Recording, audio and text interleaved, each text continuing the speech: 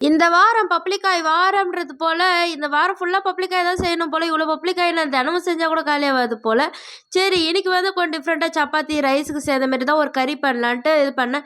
First இந்த பப்ளிக்காய் Cuba இந்த தோல்லாம் நீக்கிட்டு, கட் பண்ணிட்டு, அதுக்கப்புறம் அது கொஞ்சம் ப்ரௌனா வருதுல்ல, அந்த டைம்ல வந்து எடுத்துட்டேன். நெக்ஸ்ட்டு வந்து கொஞ்சம் எண்ணெய் விட்டு அதில வெங்காயம், பட்டை, லவங்கம், அதுக்கப்புறம் ஏலக்காய் எல்லாம் சேர்த்து கொஞ்சம் வதங்கிட்ட அப்புறம் கூடவே வந்து இஞ்சி, பூண்டு எல்லாம் வந்து கொஞ்சமா நறுக்கி வச்சிருந்தேன். அதையும் சேர்த்துட்டு நல்லா வதக்கிட்டு, அதுக்கப்புறமா வந்து ஒரு 2 தக்காளி கிட்ட நான் வந்து கட் பண்ணி போட்டேன்னா, அதுவும் கொஞ்சம் நல்லா வதங்கிட்ட அப்புறம், இது வந்து இந்த முந்திரி பருப்பு தான் மெயினா போடுவாங்க. நான் வந்து இந்த பொட்டுக்கடலை இருந்து எங்களுக்கு முந்திரி பருப்பு இல்லையா, அதனால பொட்டுக்கடலையே போட்டு நல்லா வதக்கிட்டு, அது கொஞ்சம் ஆறுன அப்புறம் அரைச்சிக்கினேன். அதுக்கப்புறம் கொஞ்சம் எண்ணெய் விட்டுட்டு, அதில வந்து பிரிஞ்சி இலை, பட்டை, லவங்கம், ஏலக்காய், பச்சை மிளகாய் எல்லாம் போட்டு வதக்கிட்டு, அது கூட வந்து இந்த மசாலா பொருள்லாம் சேர்க்கணும். இந்த கரம் மசாலா, மிளகாத்தூளு, அதுக்கப்புறம் சிக்கன் மசாலா இருந்தா அதையும் சேர்த்துக்கினேன். அது கூட மஞ்சத்தூள்லாம் சேர்த்து அரைச்சி வச்ச விழுது போட்டு, அது நல்லா வந்து கொதிச்ச அப்புறம் இந்த உப்பெல்லாம் சேர்த்துட்டு, கூடவே வந்து இந்த பப்ளிக்காயும் போட்டு கொஞ்சம் நல்லா வதங்கின உடனே இறக்கி வச்சு,